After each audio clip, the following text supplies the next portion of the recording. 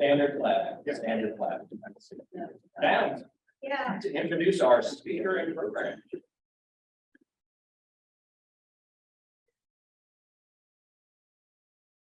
When I arrived today, there was a letter waiting for me from Kenya. And it was from something called the Akima Club, not the Akima Club, the Akima Orphanage and School. And they were thanking our club for the donation that the Rotary Club of Knoxville made to Akima in honor of Jennifer Jones. Now, does anybody in this room not know who Jennifer Jones is? Oh, that's good. Well, Jennifer Jones, president of Rotary International, first woman, asked every club to do something to support women in education in the world. And our club said, okay, we will send a contribution to Akima because it is an orphanage in Kenya that only takes care of girls. And Bob and I went and visited it. We were blown away. So that's the background. Here's your thank you note. So thank you to everybody for the contribution. Okay, next. Talking about connections. Susanna Navarro was a new member of our club. It wasn't long after she learned a lot about Rotary and Rotary College of Knowledge that she mentioned to Bob and me, hey, there's an orphanage in Kenya. Do you think Rotary might be interested in helping? Because we've helped a lot of orphanages and schools around the world. And I said, well, bring me the information, we'll see what happens. Well, Susanna came with the information, and this orphanage was located in Bondo, Kenya. And I looked up on a map where Bondo was located, and I thought, oh, Lord, we're not going to be able to get it. And I also needed to find out, is there a Rotary Club there? Because when you do a project overseas, you've got to partner with a local Rotary Club. Well, it turns out that Bondo did have a Rotary Club, 8 members, it's no longer in existence. And I kept thinking, this is going to be difficult, really difficult. And you have to charter a plane to get there, and it's going to be expensive. So I mentioned something to Whitney Ray Dawson, who was a former member of our club. And Whitney had been to South Africa with us and Zimbabwe and various places. And she said, now what you need to do is talk to Catherine Pearson. Catherine Pearson lived in Kenya. She knows everything about Kenya. She was the Ford Foundation East Africa director. And I said, well, where is Catherine Pearson? She said, she lives in Knoxville and Holston Hills. Mobile. So I picked up the phone, I called Catherine Pearson and said, I need to talk to you. Can you come over? I'll feed you. And I'm not a drug. And she said, yeah, but you really need to talk to Cindy Waters. She has an orphanage in Kenya. And she's from Seville. And I said, oh, my Lord. So Catherine Pearson came over and Cindy came over. She just happened to be in town at the time. And I learned all about orbit. And I called Susanna Navarro and I said, I'm sorry, Wando's not going to work. But we will go and see what the feasibility is. Because we were looking for an orphanage and a school that would be a good fit for our club and our district. And I talked to the incoming district governor, Rob Desborough, and he said, I want to go.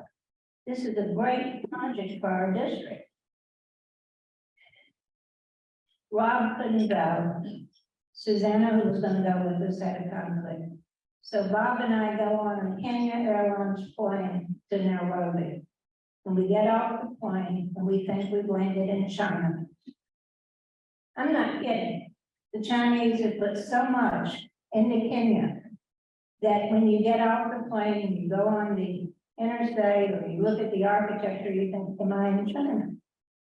And then we were remembering how important it is for Americans now to connect with Africa, because the Chinese have been in fourth gear connecting with Africa. So that was the beginning. And Cindy, who had been over to the house and told us about Orbit, and you have to remember, when you go, you don't have any preconceived ideas at all on one of these trips. You go to learn. Cindy had arranged for one of her former orphans, who now is a driver, has a van, to pick us up and take care of us while we were there. And the rest is history. And I will introduce the woman that I described as Mother Teresa on steroids. I thought she might wear a habit today. But Bob and I had our eyes open when we were there. And what she has created is mind-boggling. And again, we weren't making any commitments. We just said, what is needed? What is needed? And with that, I introduced Cindy Waters. And by the way, you can look online. She's a photographer. And she does all these photographic safaris, which earns money for the orphanage. Her photography of the safaris and the animals is just mind-boggling. Absolutely mind-boggling. CindyWaters.org. Is that it? Okay, enough for me. Bye.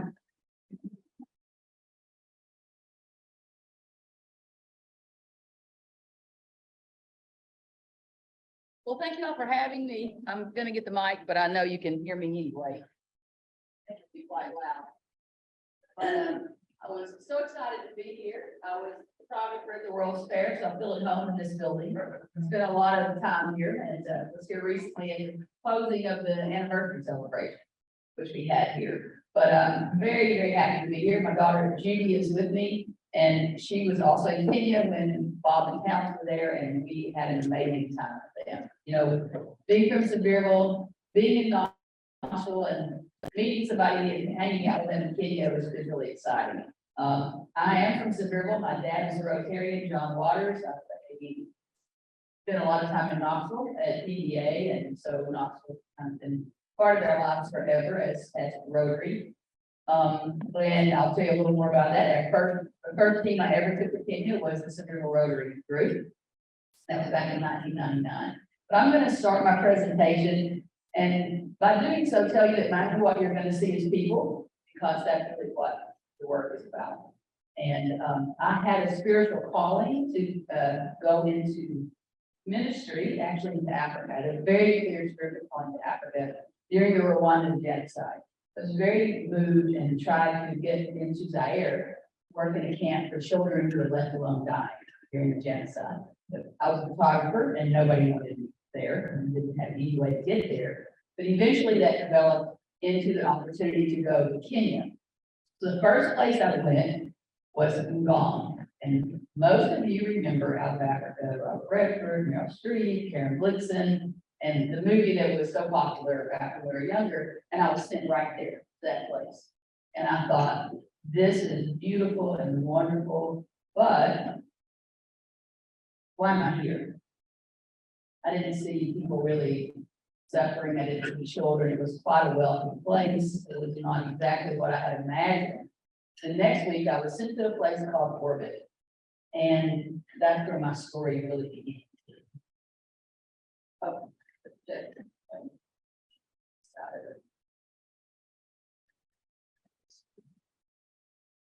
so the place called Orbit, you'll see it in a minute.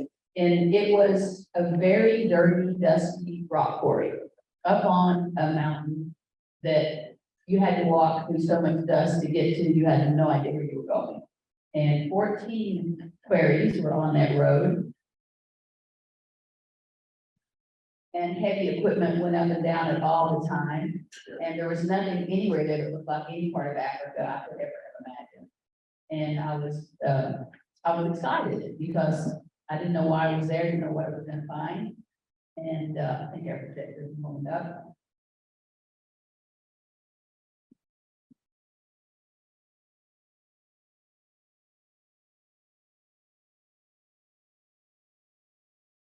plugged into it, so let's have.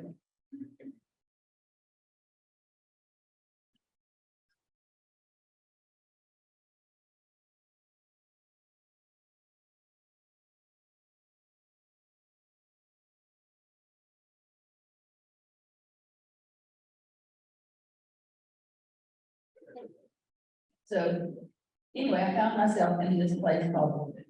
And this is my very first day there. Not much of what you would think of Africa. It could be a Vulcan or even rock quarry cement place that you can imagine. But when I walked into this place, I was met by little children in coats and toboggans with runny noses, dirty faces, and there were people all over the place. And I immediately knew I was where I was supposed to be. It was a very spiritual moment. I knew I had come to where I was supposed to be. 28 years later, it's still the main source of calling in my life. And this was lived in by about 300 people that worked in the rock quarry, making maybe $3 a month at that point in time. So this was during our time at Orbit, the rock quarries were evicted and we were able to take over the location and we actually made it into a village.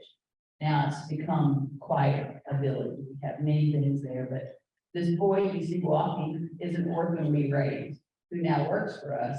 And this was some years ago, but he was walking all these little girls to church. They just been given these pillows of dresses that they made. And you'll see Bob here in my office with many of the kids he hung out with and his sponsor daughter Rosemary there talking about tourism. But this is what Orbit looks like today. It's always dusty. It's very hard to keep it clean. We have a lot of dirt everywhere around us. A lot of erosion in our area. We're on top of a hill. Everything slopes down below us, so everything runs off. But this is Orbit and some of our children. We have a school there. There was no school in our area. We started a school. We now have about 380 students taking through high school. And we've had as many as 500. We now send many of our high school kids out to boarding schools. If they're college bound, we try to get them out of the area and into a better qualified school. We don't have electricity, so we do have computers and things, but not exactly college prep. We actually have a high school where we take only students that make D's and E's, which would be D's and F's, because nobody wants them. Nobody wants to teach them. And many of them are born with such low birth rates and health issues, and learning is very difficult. So we are trying to teach them how to learn with YouTube, how to learn online, how to learn to be creative, how to learn and get their value as self-work, because the schools are not teaching those students. So we have about on campus now about 380. But we serve food every day, and we make sure kids would be on the paper. We feed about 1,000 meals. We feed 2 meals a day, and also we feed 100 orphans. So these are some of our girls that have grown up with us. We're doing a little photo project here called Actor Girls. When I was trying to get them to dress up in African fabrics and things they don't always get to see their mothers or grandmothers do. So we're just having a photo day, making them feel good and celebrating their culture. So we have a saying called "I'm Orbit." We take ownership in where we are and where we come from and how proud we are. These are just some of the kids. One of the things that I have been blessed to do is rescue children. It's just the best thing that there is to do. I have been able to find children in very near-death situations and bring them into this project and give them a place to live and a home and watch them grow up. Little girl in the middle is now freshman in high school. Little girl on the side has just started 3rd grade. And the other little girl is at another one of our projects called Montgomery Valley. But I'm able to watch these kids grow and make sure that they're able to be safe and healthy. So these are all children that are from our children's home.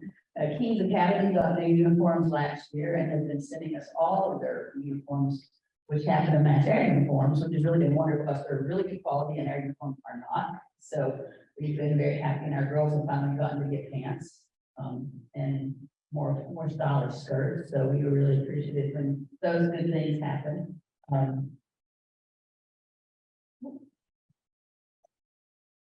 So these are also some of the little children in our children's home. Many of the kids in our children's home are not actually orphaned. but they are children who are from families that are just broken. Mothers who are broken, mothers without hope, fathers who have disappeared, parents who died a long time ago. And our motto is helping families survive a broken generation. We didn't start out doing that. I started out planting churches, but when I realized that these mothers really, they have none but their children, and they have no way to feed them. They're overwhelmed. They don't know what to do. And we can take these children into our school or possibly our children's home. Our goal is to keep sibling groups together. If we can keep an entire sibling group together, whether they're 2 or 5 or 7, and make sure every one of those children is educated, healthy, and safe, that family is on their way.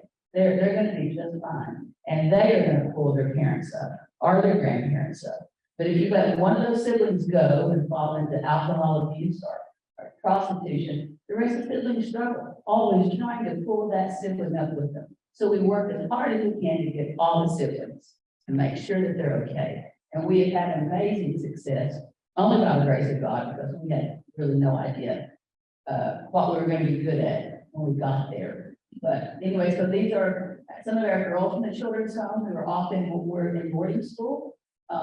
We found some kids do well in boarding school, and some kids have been through too much trauma. They wanted to come back and go to high school at our village. They were not ready yet to be out in that area. And these are some boys, very interesting story. We have to have our boys circumcised. That's something that they don't do at birth. These are all of my sons at a certain year going to do that rite of passage, and they hang out and dress in their African garb for about 3 weeks around Christmas.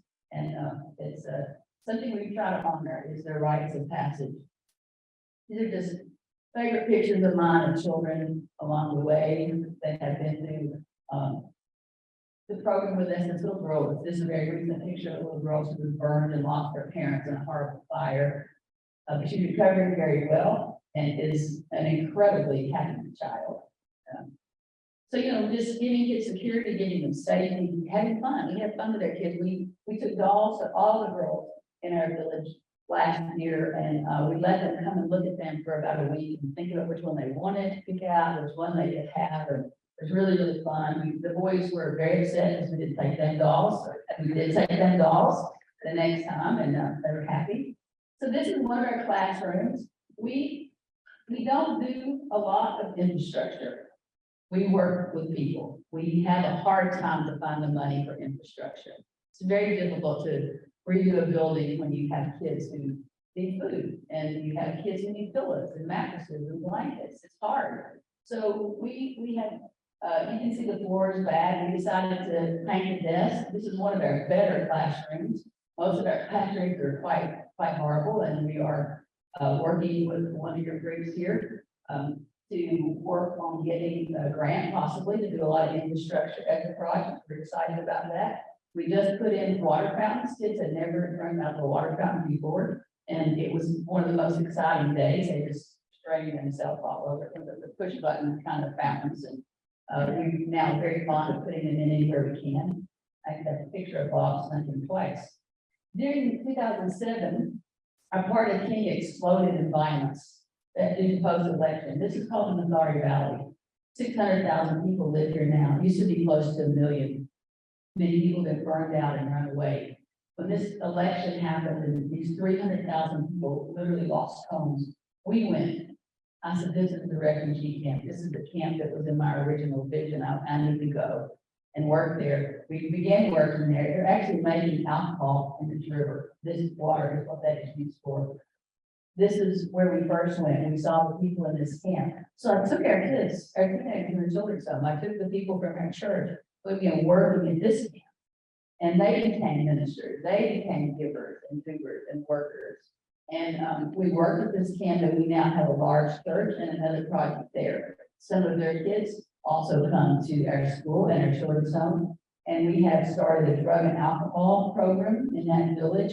And some of the people have gotten sober, and they actually run the greenhouses that we have at our project at Orbit. The two projects have kind of melded together, although they're very different people, the people in both those projects. Another little girl who fell into a pot of boiling water and was burned, and today is a teenager and doing quite well. We are able to get fresh vegetables from the exporters Kenya is a huge export company, and we take these into areas and we give this food out to people who don't get greens or can't afford quality food, and we serve it also in our school kitchen. These women we met in that camp. There were many older people in that camp.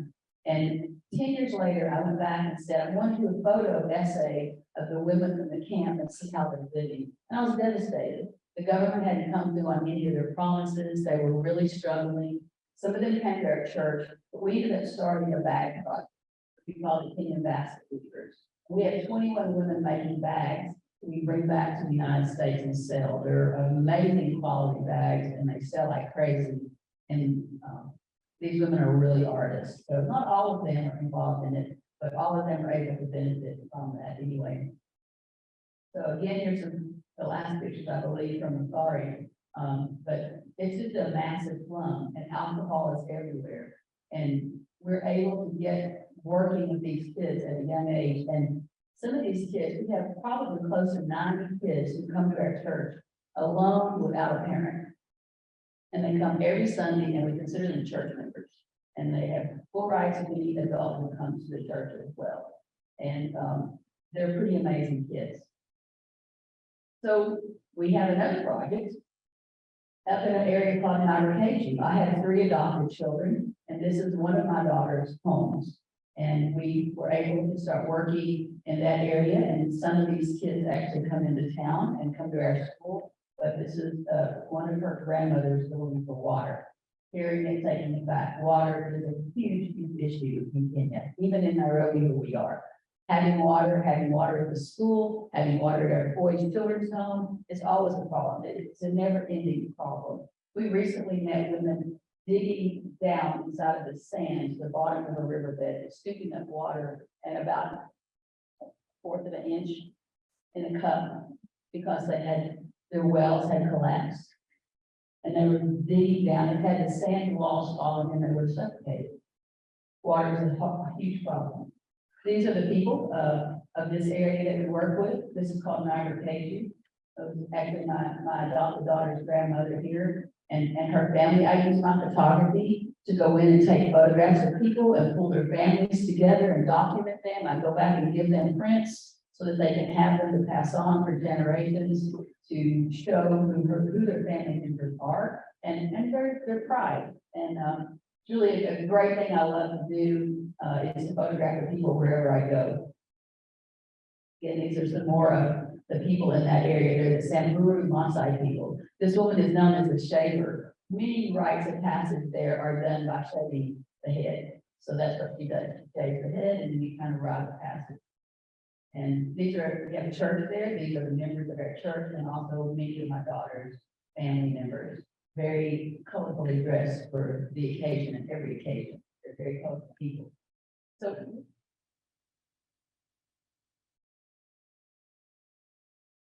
one of the things we run our project with is sponsored children. This boy was one of the top students in our school. I didn't really know him well. He had come as an older child, but I saw him after he graduated breaking stone in the quarry with his mother. And I went back to the office and I said, why is James in the quarry breaking stone? He's the best student in our 8th grade class. He really has no means to go to high school. And so now he's just breaking stone with his mother. And I said, that can't happen. We have to get into school. So we posted this on Facebook. We were able to get him a sponsor. Now he's pretty much a straight A student in a very, very good high school. He's now starting his junior year. And his mother still breaks stones, but comes with his little brother to our school, volunteers to help us in ways that she can for the help that we're getting with her son. But he will no doubt be a great success. The sponsored children is a really big part of how we want all our orphans, all the kids in the children's home to have great sponsors because they're so important to them. We have a really wonderful sponsor program. Our kids keep up, they write, they keep in touch. We'll go visit their sponsor kids, take them on trips, spend time with them. It's really a wonderful experience. So if you're interested in child sponsorship, we have a good place to do it, and I'll be happy to tell you more about it. This is another thing we do. One Christmas, I had all my employees over. I was leaving over for Christmas, had all the women over, had lunch with them, gave them gifts. and had a really nice time with them. And when I left the next day, they were all mostly standing by the gate with their hands out. And I was like, okay, what, you know? And they were like, we will have nothing on Christmas to feed our kids. And we get paid on the first of the month. The 25th, there's nothing there. All we do on Christmas is go to church, but we don't eat. So I said, okay, I'll never enjoy Christmas again because I know that. So we give away over 400 Christmas baskets, $25 a basket. We give every family we're involved with in any way a Christmas basket. So we know on Christmas Day, they're eating, they're having their family members over, they get a live chicken, and they really are able to enjoy Christmas. And we get the most wonderful letters back from them. This was the very first project we did. Rotary Severe came in memory of James Ludwig, who died in a very tragic accident. His wife had raised money, and Rotary came and built this playground. Well, if you look at Orbit there, the buildings are much cleaner, and we have gravel on the ground, and we had a fresh coat of paint, but had a lot of coats of paint since then. The playground is long worn out, and it was actually not 2009, it was 1999 when they came and built the playground, but it was the first group I had ever taken. They actually stayed there at Orbit, no electricity, no running water with us, and built that playground. So it's a really wonderful time. My first experience. Marion Oates, who I know some of you must know, if you're longtime Rotarians, organized a trip, got breast cancer, didn't get to go, but we were very, very happy with her doing that. And it's a little, we're about out of time, I'm finishing up here quickly. This is when towns involved arrived in Orbit. And this is Orbit now. Our kids are very great performers, singers. This is the day they came to Orbit, and the kids were ready and excited to see them. See, can't really hear the.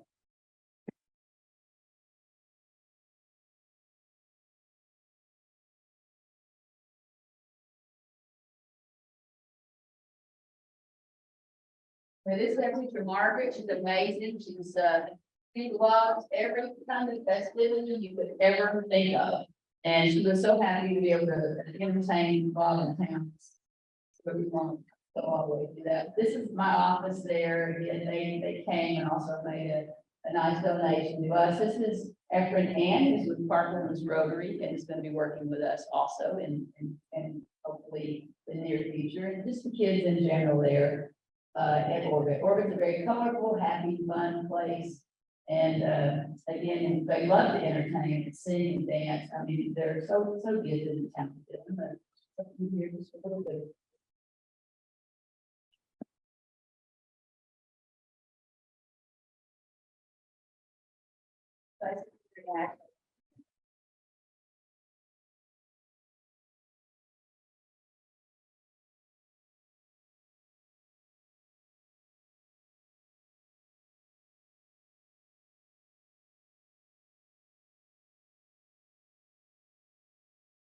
Realize we're out of time, so I'm gonna just move on to there. I'm going to keep you late, but this was the day that Towns Bob were with us, and a lot of the kids who they impacted. We really let our children hang out with people, and I think they'll all tell you that they're very good conversationalists. They have a lot of courage and a lot of self-confidence, and these are kids who started, you know, at the lowest in their life. And when we see them, you know, communicating with people like Bob and Towns, we're so happy, we're so proud of them. They can hold their own in a conversation with someone from the United States, very well educated. So we are the Orbit Village Project, orbitvillage.org. You can learn a lot about us. Facebook, orbitvillage.org, or me, Cindy Waters.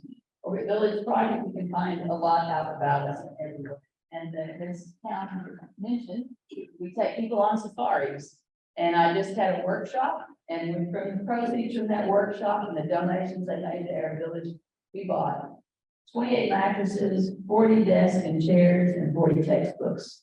So trying to find a way for people to come and enjoy Kenya, but also help me find creative ways to raise money, get sponsorship, and have everybody have a good time together. So I do love photography because one of my most favorite recent shots just from last week, where I was in a hide and a huge porcupine who's bigger than a leopard that is sitting by showed up in the dark, and I was able to get some pretty cool photographs of it. So that's my safari company, or Orbit Safari Company. It's a Ready Care Safari, which means helping the children safaris in the Ma language.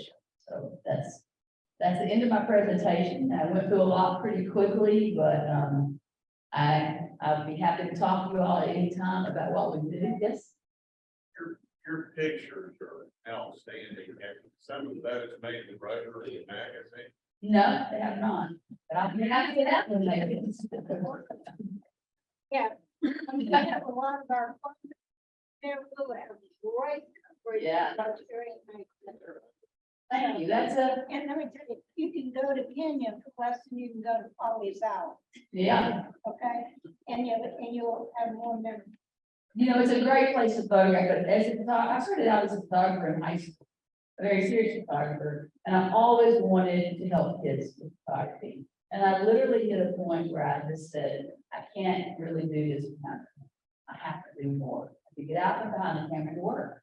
And my parents taught me to volunteer, do everything that ever happened to be not volunteerism was like what you did for entertainment growing up, and it is. So I was able to, you know, make my life that way, but always using photography to, work with kids and to bring joy to people and myself. And now being able to put the safari company together with raising money for kids and support it, it's like, can't get much better than that. So definitely, anyone have any questions? I'll be happy to answer them. And I hope many of you will come to Kenya. Towns is getting involved or organizing some very cool things. The Rotary to happen over there, we need infrastructure desperately. And I know you guys know how to do that. So we're hoping that we'll get some good connections going. But thanks for having me.